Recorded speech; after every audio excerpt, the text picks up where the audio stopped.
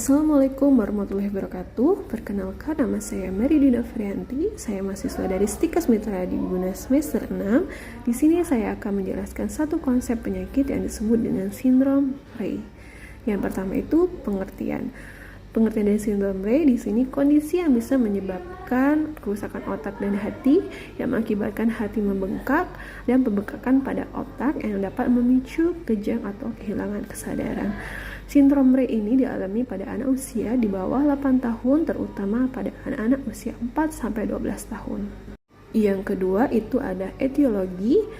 Ada 5 etiologi itu. Ada pertama itu patogen, yang kedua itu salisilat, yang ketiga itu obat-obatan lain, yang keempat itu ada toksin, dan yang kelima itu kesalahan metabolisme bawaan.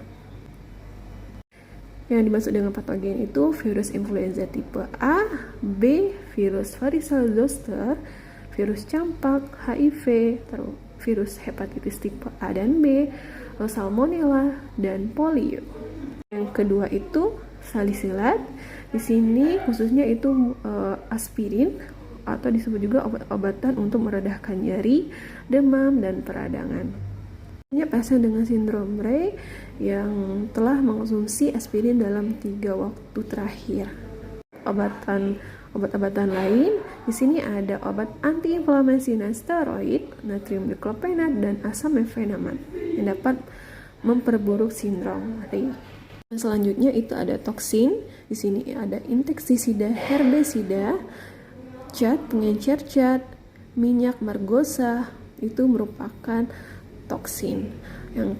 Selanjutnya itu kesalahan metabolisme bawaan. Di sini meliputi defek oksidasi asam lemak, khususnya medium chain acyl dehydrogenesis atau MCD.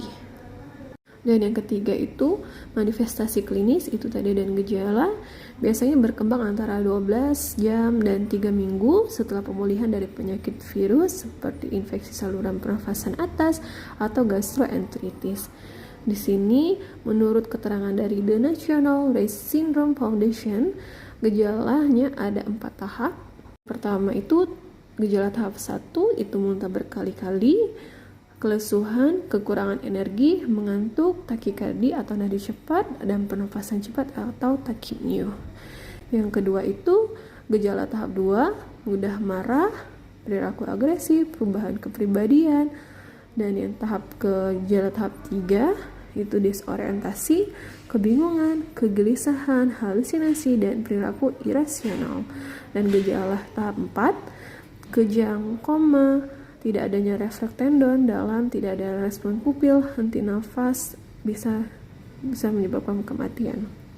Yang keempat itu ada patofisiologi.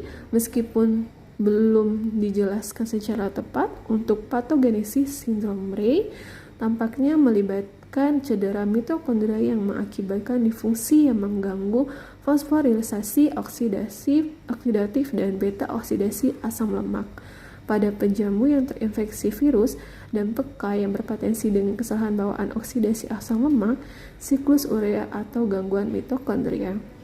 Pasien biasanya telah terpapar toksin mitokondria, paling sering itu adalah salisilat, yaitu kasusnya itu di atas 80%. Perubahan histologis meliputi vakuolisasi lemak sitoplasma di hepatosis, edema astrosit, dan hilangnya neuro di otak, serta edema dengan degenerasi lemak lobulus proksimal di ginjal. Semua sel memiliki pleomorfik mitokondria yang bengkak yang berkurang jumlahnya bersama dengan penipisan glikogen dan peradangan jaringan. Disfungsi mitokondria hepatik menyebabkan hiperamonemia yang diduga menyebabkan edema astrosit, mengakibatkan edema cerebral dan peningkatan tekanan intrakranial yang bisa disebut dengan TIK. Yang kelima itu komplikasi. Di sini sebagian besar penderita sindrom Rey akan bertahan dan sembuh total jika mendapat pengobatan yang tepat. Namun, sindrom ini juga bisa menyebabkan kerusakan otak permanen akibat pembengkakan otak. Berdasarkan keterangan dari National Health Service atau NHS, Komplikasi ada beberapa macam. Di sini ada komplikasinya itu rentang perhatian dan memori buruk. Yang kedua itu beberapa pasien kehilangan penglihatan atau pendengaran. Yang ketiga itu kesulitan berbicara dan berbahasa. Yang keempat itu kesulitan menelan. Yang kelima itu ada masalah dengan gerakan dan postur tubuh. Selanjutnya itu masalah dengan tugas sehari-hari seperti saat berpakaian atau menggunakan toilet. Tekanan darah rendah atau hipotensi. Selanjutnya itu ada aritmia jantung. Di sini yang dimaksud itu detak jantungnya tidak normal atau tidak teratur, bisa cepat dan bisa juga lambat. Pankreatitis, selanjutnya itu ketidakmampuan untuk mengatur suhu tubuh dan elektrolit. Yang terakhir, penurunan daya ingat dan kemampuan berkonsentrasi. Yang keenam itu pemeriksaan penunjang atau diagnostik. Diagnostik di sini yang perawatannya dini bisa menyebabkan nyawa pasien. Pemeriksaan diagnostik itu akan diperlukan tes darah dan tes urin serta pengujian untuk gangguan oksidasi asam lemak dan gangguan metabolisme lainnya. Ada 4 macam untuk pemeriksaan diagnostik. Di sini ada yang pertama itu tes tulang belakang, bisa disebut juga dengan fungsi lumbal. Di sini bisa membantu mengidentifikasi atau menyingkirkan kondisi lain yang memiliki tanda dan gejala yang menyerupai sindrom Reye seperti meningitis dan ensefalitis atau radang otak. Selanjutnya itu biopsi hati yang dapat membantu mengidentifikasi kondisi lain yang kemungkinan bisa mempengaruhi hati. Yang ketiga itu biopsi kulit untuk menguji gangguan oksidasi asam lemak atau gangguan metabolisme.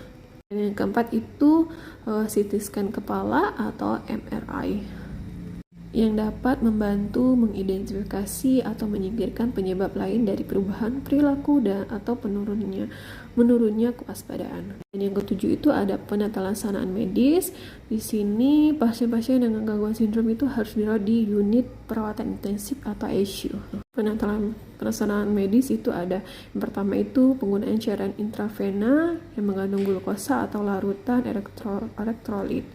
Di sini itu seperti cairan D5, D10, D50. Dan yang kedua itu obat-obatan diuretik. Di sini obat untuk menurunkan tekanan intrakranial dan meningkatkan kehilangan cairan melalui urin. Dan yang ketiga itu obat untuk mencegah pendarahan, yaitu pemberian vitamin K, transfusi plasma darah, dan trombosit.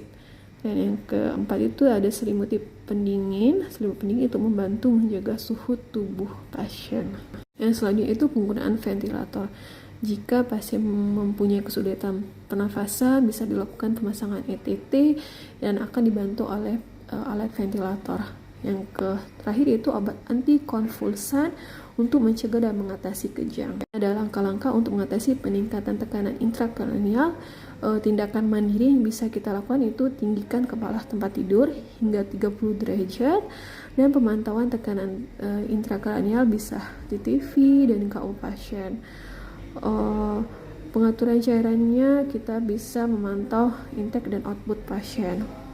Dan penggunaan kolaborasi itu seperti sedasi dan analgesik dan manitol. Baiklah, sekian penjelasan dari saya. Semoga kalian atau teman-teman bisa mengerti dengan apa yang saya jelaskan. Yang dari sindrom Reye itu bisa ada pengertian, etiologi, manifestasi klinis, patofisiologi, penata-laksanaan medis, dan pemeriksaan diagnostik. Kalau lebihnya saya mohon maaf. Saya akhiri. Wassalamualaikum warahmatullahi wabarakatuh.